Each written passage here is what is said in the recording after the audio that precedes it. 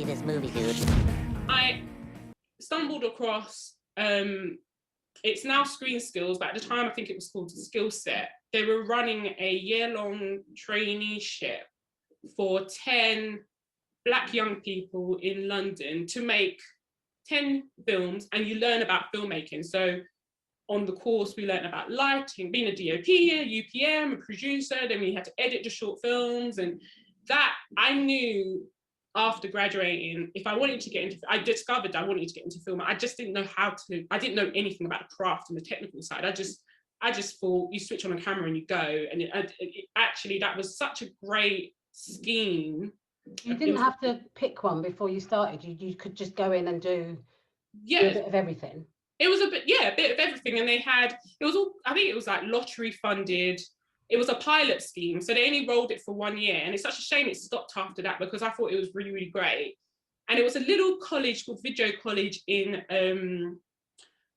it was like near Notting Hill. Like a really just small charitable sort of organisation who was like, just come free. It was unpaid, but we weren't paid. It was just, you know, a year to make short films. And the whole purpose of that was to encourage young Black people to go into film industry, which was, you know, as you know, very underrepresented anyway. And I did. We made 10 short films. One of my films won an award. It did. And here is my little trophy, guys.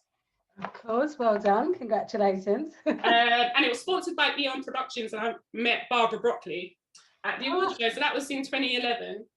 And it was, yeah, I guess having that sort of accolade, that moment of, oh, she's an award winner, she knows what she's doing, it opened the door, and I got to meet film people, but on high-end sort of productions. I remember going along to a networking event, and I met a woman who worked at Frame Store who said, hey, we hire runners. We would love to hire you as a runner. Part-time, I was 22 at this stage, 22, working as a part-time runner.